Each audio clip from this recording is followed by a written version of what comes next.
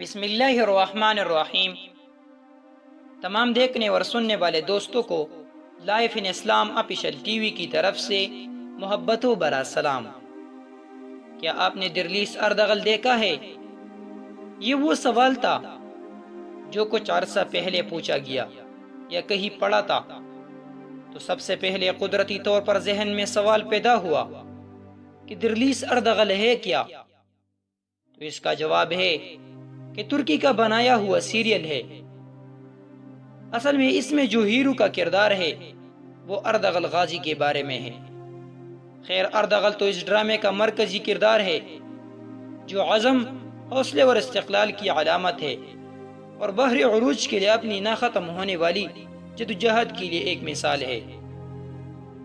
لیکن اس کے ساتھ ساتھ ترگت، بامسی اور روشان جیسے بہادر خود بخود ہمارے دل میں جگہ بنا لیتے ہیں۔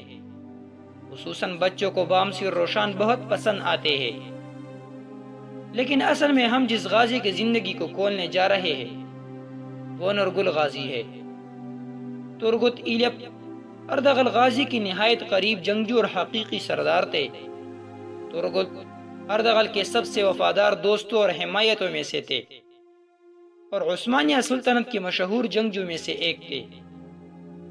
ان کا کلہاڑا بہت مشہور تھا جو پھر اس وقت دنیا کا سب سے مضبوط ترین ہتھیار بن گیا۔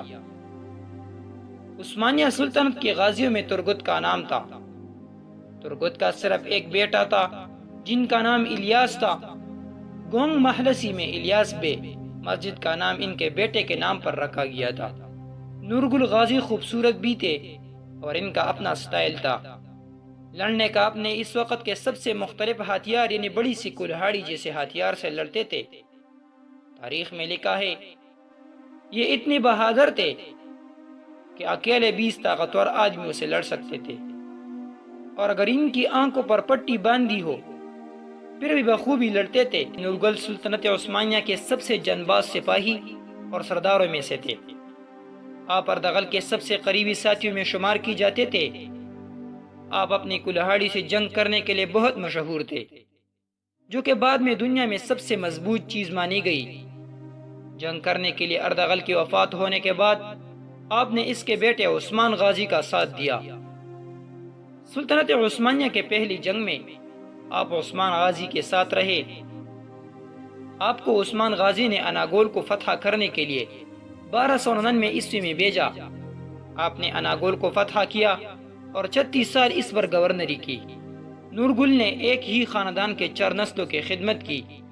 آج بھی ان کا کلہاڑا استنبول کی ملٹری عجائب گھر میں موجود ہے اور ہزاروں لوگ اس کلہاڑی کو دیکھنے روزانہ آتے ہیں۔